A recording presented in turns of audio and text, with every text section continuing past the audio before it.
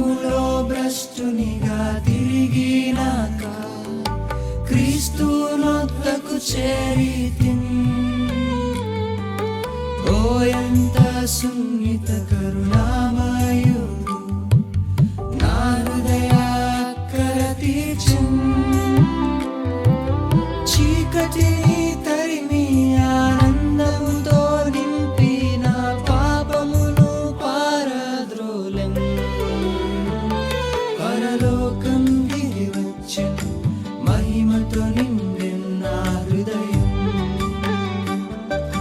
సిలువ